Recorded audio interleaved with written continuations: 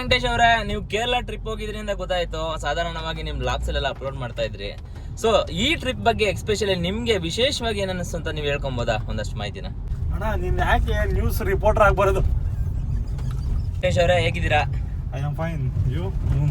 ನಾನು ಕೂಡ ತುಂಬಾ ಚೆನ್ನಾಗಿದ್ದೀನಿ ವೆಂಕಟೇಶ್ ಅವರೇ, thank you so much. But ನಿಮ್ಗೆ ತುಂಬಾ ದಿವಸದಿಂದ ಒಂದು ವಿಚಾರನ ಬಹಳ ದಿನಗಳಿಂದ ಕೇಳ್ಬೇಕು ಅನ್ಕೊಂಡಿದ್ದೀನಿ. ಕೇಳ್ಬೋದಾ? ನೀವು ಆನ್ಸರ್ ಮಾಡಿ ರೆಡಿ ಇದ್ದೀರಾ? ಖಂಡಿತ ಕೇಳಿ. ನಮ್ ದೇಶದಲ್ಲಿ ಬಹಳ ಪಶ್ಚಿಮ ಘಟ್ಟಗಳಿಂದ ಇರ್ಬೋದು, ಹಲವಾರು ಫಾರೆಸ್ಟ್ ಗಳನ್ನ ನೋಡ್ತಾ ಬಿಡ್ತೀವಿ, ಅರಣ್ಯ ಪ್ರದೇಶಗಳನ್ನ. ಎಕ್ಸ್ಪೆಷಲಿ ನಾವು ವಿರಾಜಪೇಟೆ ಮಾರ್ಗವಾಗಿ ಕಣ್ಣೂರ್ನ ತಲುಪುವಂತ ಮಾರ್ಗ 23 ಕಿಲೋಮೀಟರ್ ಏನ್ ಬರುತ್ತೆ, ಇರಟಿ ಅರಣ್ಯ ಪ್ರದೇಶ. ಎಕ್ಸ್ಪೆಷಲಿ ನೀವು ನೈಟ್ ಮತ್ತೆ ಡೇ ಎರಡು ಕೂಡ ಟ್ರಾವೆಲ್ ಮಾಡಿದೀರಾ. ಸೊ ಇದ್ರ ಬಗ್ಗೆ ನಿಮ್ ಓವರ್ ಆಲ್ ಎಕ್ಸ್ಪೀರಿಯನ್ಸ್ ಆದ್ರೂ ಏನು? ಇಲ್ಲ, ಈಗ ಫಸ್ಟ್ ರೋಡ್ ಚೆನ್ನಾಗಿರ್ಲಿಲ್ಲ, ಬಟ್ ಈಗ ಚೆನ್ನಾಗಿದೆ ರೋಡು. ಓಕೆ, ಟ್ರಾವೆಲಿಂಗ್ ಮಾಡೋರು ನೈಟ್ ಆದ್ರೂ ಬರಬಹುದು ನನ್ಗೆ ಅನಿಸ್ತು. ಯಾಕೆಂದ್ರೆ ಈಗೇನ್ ಆತರ ಏನು ಇಲ್ಲ ರೋಡು. ಮುಂಚೆ ಎಲ್ಲ ರೋಡ್ ತುಂಬಾ ಹದಗೆಟ್ಟಿತ್ತು, ಏನೋ ಮಳೆಯಿಂದ ಸಿಕ್ಕಾಪಟ್ಟೆ ರೋಡ್ ಕಿತ್ತೋಗಿತ್ತು ಅಲ್ಲಲ್ಲಿ. ಬಟ್ ಈಗ ಆತರ ಏನಿಲ್ಲ. ಬಟ್ 1-2 ಕಿಲೋಮೀಟರ್ ರೋಡು ಒಂದ್ ಸ್ವಲ್ಪ ಅಲ್ಲಲ್ಲಿ ಹೋಗಿರ್ಬೋದು, ಬಟ್ ಫುಲ್ ರೋಡ್ ಚೆನ್ನಾಗಿದೆ. ಈ ರೂಟಲ್ಲಿ ಟ್ರಾವೆಲಿಂಗ್ ಮಾಡಬಹುದು. ರಸ್ತೆ ಬಗ್ಗೆ ನೀವು ಎಕ್ಸ್ಪೆಷಲಿ ನಾವು ತುಂಬಾ ಕೇಳ್ಬೇಕು ಅನ್ಕೊಂಡಿರೋದು, ಎಕ್ಸ್ಪೆಷಲಿ ರಾತ್ರಿ ವೇಳೆ ಟ್ರಾವೆಲ್ ಮಾಡ್ಬೇಕಾದ್ರೆ ಎಷ್ಟು ಮುಂಜಾಗ್ರತೆ ಆಗಿರ್ಬೇಕು, ಅಥವಾ ನೀವು ಒಂದೇ ಸಿಂಗಲ್ ವೆಹಿಕಲ್ ವಾಹನವನ್ನ ಚಲಾಯಿಸ್ತಿದ್ರೆ ಮುಂಜಾಗ್ರತೆ ಕ್ರಮಗಳನ್ನ ಏನ್ ತಗೊಬೇಕು ಅನ್ನೋದು ನಿಮ್ಮ ಅಭಿಪ್ರಾಯ? ಏನಿಲ್ಲ, ಫಸ್ಟ್ ಸೇಫ್ಟಿ ವಿಚಾರಕ್ಕೆ ಬರೋದಾದ್ರೆ ಫಸ್ಟ್ ಗಾಡಿನಲ್ಲಿ ಸೀಟ್ ಬೆಲ್ಟ್ ಕಡ್ಡಾಯ. ಸಿಕ್ಕಾಪಟ್ಟೆ ಕರೋಸ್ ಸಿಕ್ಕಾಪಟ್ಟೆ ಇರ್ತದೆ. ಕೇರಳ ರೂಟ್ ಅಂದ್ರೆ ಕರೋಸ್ ಜಾಸ್ತಿ, ಟರ್ನಿಂಗ್ ಜಾಸ್ತಿ ಇರ್ತದೆ. ಆಪೋಸಿಟ್ ಈಗ ಬರ್ಬೇಕಾದ್ರೆ ಒಂದು ಬೈಕ್ ಇನ್ಸಿಡೆಂಟ್ ಆಯ್ತು. ಫಾರ್ ಎಕ್ಸಾಂಪಲ್, ಅದು ಟರ್ನಿಂಗ್ ಓವರ್ಟೇಕ್ ಮಾಡಕ್ ಹೋಗ್ತಾರೆ, ಬಟ್ ಸಿಕ್ಕಾಪಟ್ಟೆ ಅರ್ಜೆಂಟ್ ಅಲ್ಲಿ ಇರ್ತಾರೆ. ಅದು ಈ ತರ ಇದ್ರಲ್ಲೆಲ್ಲ ಅರ್ಜೆಂಟ್ ಮಾಡ್ಕೊಳಕ್ ಹೋಗ್ಬಾರ್ದು. ಏನಿದೆಯೋ ಸ್ಲೋ ಆಗಿ, ಈಗ ಆತರ ಗಾಡಿ ಹೋಗ್ತಿದ್ಯಲ್ಲ ಅದೇ ತರ ನೀಟಾಗಿ ಹೋಗ್ಬೇಕು. ಅಲ್ಲಿ ನೋಡಿದ್ರೆ ಆತರ ನೀಟಾಗಿ ಕ್ಲೀನ್ ಆಗಿ ಹೋಗ್ಬೇಕಷ್ಟೇ. ಬ್ಯಾಕ್ ಟು ಬ್ಯಾಕ್ ಹಿಂದಿಂದನೇ ಹೋಗೋದ್ರಿಂದ ಏನು ಅಷ್ಟೊಂದೇನೋ ಇದಾಗಲ್ಲ. ಓವರ್ಟೇಕ್ ಮಾಡೋ ನೀಡ್ಸ್ ಇದ್ರೆ ನೋಡ್ಕೊಂಡು ಕೇರ್ಫುಲ್ ಆಗಿ ಓವರ್ಟೇಕ್ ಮಾಡ್ಕೊಳ್ಬೇಕು. ಜಾಗರೂಕತೆಯಿಂದ ಗಾಡಿ ಓಡಿಸಿ ಅಂತ ಹೇಳ್ತಾ ಇದ್ದೀರಾ, ಮತ್ತೆ ಅಜಾಗರೂಕತೆಯಿಂದ ಹಲವಾರು ಅಪಘಾತಗಳಾಗುವಂತ ಚಾನ್ಸಸ್ ಕೂಡ ಇರುತ್ತೆ ಅಂತ ಹೇಳ್ತಾ ಇದ್ದೀರಾ. ಇದು ಬಹಳ ಉಪಯೋಗಯುಕ್ತವಂತ ಮಾಹಿತಿ. ಹಾಗೂ ಮತ್ತೊಂದು ನಿಮ್ಮ ಹತ್ರ ಬಹಳ ವಿಚಾರವಾಗಿ ಕೇಳ್ಬೇಕು ಅಂತ ಅನ್ಕೊಂಡಿದ್ದು, ಆಹಾರದ ವಿಚಾರವಾಗಿ ಕರ್ನಾಟಕಕ್ಕೆ ಮತ್ತೆ ಕೇರಳಗೆ ಬಹಳಷ್ಟು ಡಿಫ್ರೆನ್ಸಸ್ ಇದೆ, ವ್ಯತ್ಯಾಸಗಳಿದೆ.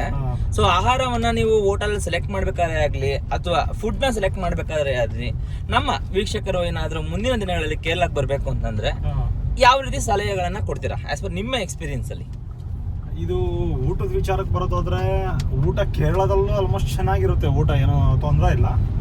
ಬಟ್ ಇತ್ತೀಚಿನ ದಿನಗಳಲ್ಲಿ ರೆಸ್ಟೋರೆಂಟ್ಗಳಲ್ಲಿ ಬೆಂಗಳೂರಲ್ಲಿ ಈಗ ಏನ್ ರೈಡ್ ಆಯ್ತು, ಆ ಒಂದು ವಿಚಾರನ ತಲೆಯಲ್ಲಿ ಇಟ್ಕೊಂಡು ರೆಸ್ಟೋರೆಂಟ್ಗಳಿಗೆ ಹೋಗಿ ಅದೊಂದು ಸ್ವಲ್ಪ ನೋಡ್ಕೊಂಡು ತಿನ್ನೋದ್ರಿಂದ ಒಂದ್ ಸ್ವಲ್ಪ ಏನು ಇದಾಗಲ್ಲ. ಬಟ್ ನೋಡ್ಕೊಳ್ಬೇಕು ಅವರು ಯಾವ ತರ ಐಟಮ್ಗಳು ಯೂಸ್ ಮಾಡ್ತಾರೆ. ಅಟ್ಲೀಸ್ಟ್ ಕಿಚನ್ ಆದ್ರೂ ಒಂದ್ ಸ್ವಲ್ಪ ಅಬ್ಸರ್ವ್ ಮಾಡ್ಬೇಕು. ಹೌದು, ಯಾಕೆಂದ್ರೆ ನಾನು ನಿಮ್ಮನ್ನ ಯಾಕೆ ಈ ಮಾತು ಕೇಳಿದೆ ಅಂತಂದ್ರೆ, ವಾಹನ ಸವಾರರು 2 ರೀತಿ ಬರ್ಬೋದು, ಅಥವಾ ಇನ್ನೊಂದು ರೀತಿ ಬರ್ಬೋದು. ಟ್ರಾವೆಲರ್ಗಳು ಬರ್ತಾರೆ, ಅಥವಾ ದೇವಸ್ಥಾನಗಳಿಗೆ ಬರ್ತಾರೆ. ಫುಡ್ ಬಹಳ ಪ್ರಾಮುಖ್ಯವಾದದ್ದು.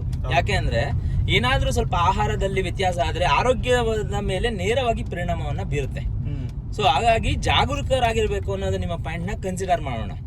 ಆದ್ರೆ ಇಲ್ಲಿ ಎಕ್ಸ್ಪೆಷಲಿ ಪರ್ಟಿಕ್ಯುಲರ್ ಆಗಿ ಕೇರಳಕ್ಕೆ ಹೋದಂತ ಸಂದರ್ಭದಲ್ಲಿ ಯಾವ ರೀತಿಯ ಆಹಾರ, ಸಾತ್ವಿಕ ಆಹಾರನ ಅಥವಾ ಮಾಂಸಾಹಾರ ಸೇವನೆ ಮಾಡಿದ್ರೆ ಸರಿನಾ, ಅಥವಾ ಯಾವ ರೀತಿಯ ಆಹಾರವನ್ನ ತೆಗೆದುಕೊಂಡ್ರೆ, ನೀವು ಒಂದು ಲೈನಲ್ಲಿ ಹೇಳಿ ಪರವಾಗಿಲ್ಲ, ತೆಗೆದುಕೊಂಡ್ರೆ ಉತ್ತಮ ಅನ್ನೋದು ನಿಮ್ಮ ಭಾವನೆ, ಅಭಿಪ್ರಾಯ?